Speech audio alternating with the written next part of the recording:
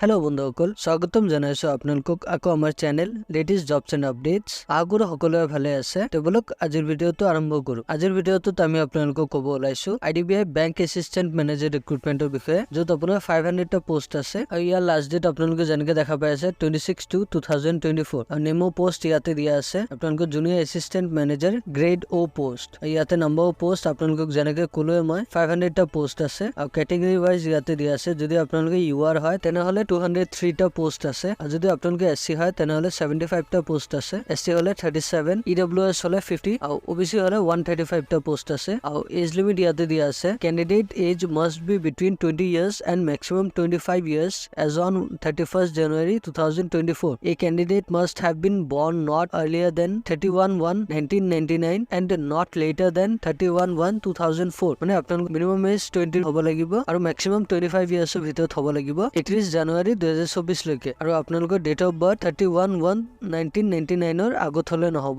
আৰু আপোনালোকে 31/1/2004 ৰ পিছত হলেও এপ্লাই কৰিব নোৱাৰিব আপোনালোকে আৰু তাৰ পিছত ইয়াতে এজ ৰিলেক্সেশন দিয়া আছে ক্যাটেগৰি ওয়াইজ ৰিলেক্সেশন ইয়াতে দিয়া আছে আপোনালোকে যদি এসসি এসটি হয় তেনেহলে 5 ইয়াৰ্ছৰ ৰিলেক্সেশন পাব আৰু ওবিসি নন ক্ৰিমিনেল হলে 3 ইয়াৰ্ছৰ ৰিলেক্সেশন আৰু পিডব্লিউডি হলে 10 ইয়াৰ্ছৰ ৰিলেক্সেশন পাব আৰু তাৰ পিছত ইয়াতে এডুকেশন কোৱালিফিকেশন দিয়া আছে candidate should be graduate from any discipline from A university recognized by Government of India or an equivalent qualification recognized by Government of India. Passing only a diploma course will be considered as qualifying the eligibility criteria মানে আপোনালোকে graduate হ'ব লাগিব যিকোনো government recognise ইউনিভাৰ্চিটিৰ পৰা আৰু আপোনালোকৰ লগতে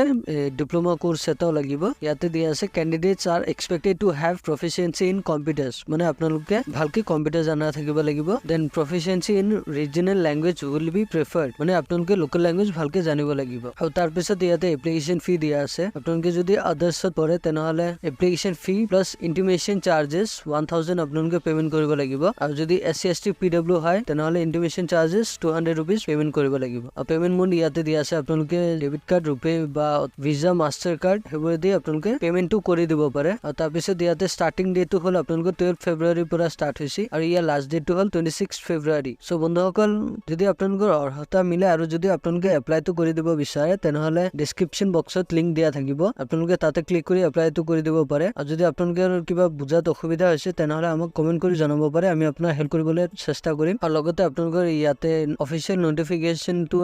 মই দি ৰাখিম আপোনালোকে যদি বিচাৰে তেনেহলে আপোনালোকে চাই ল'ব পাৰে আৰু আপোনালোকে যদি কোনোবা আমাৰ দ্বাৰা এপ্লাইটো কৰিব বিচাৰে তেনেহলে আপোনালোকৰ ডেসক্ৰিপচন বক্সতে আমাৰ ফেসবুক পেজৰ লিংকটো পাব আপোনালোকে তাতে আমাক মেছেজ কৰি যোগাযোগ কৰিব পাৰে আমি আপোনাৰ ফৰ্মখন অতি কম মূল্যে ফিল আপ কৰি দিম তে বন্ধুসকল আজি ইয়াতে সামৰিলো আশা কৰো আপোনালোকে ভিডিওটো হেল্পফুল পাইছে যদি পাইছে তেনেহলে ভিডিওটো লাইক এটা কৰি দিব আৰু আপোনালোকৰ মতামত আমাৰ কমেন্ট বক্সত কমেন্ট কৰি জনাব পাৰে আৰু যদি আপোনালোকে আমাৰ চেনেলটোত প্ৰথমবাৰ আহিছে তেনেহলে প্লিজ আমাৰ চেনেলটো সাবস্ক্ৰাইব কৰি দিব কিয়নো আমি অসমৰ লগতে ভাৰতৰ বিভিন্ন ধৰণৰ চাকৰি খবৰ আপোনালোকৰ কাৰণে লৈ আহি থাকো ভিডিওৰ মাধ্যমেৰে সো প্লিজ আমাৰ চেনেলটো সাবস্ক্ৰাইব কৰি দিব ধন্যবাদ।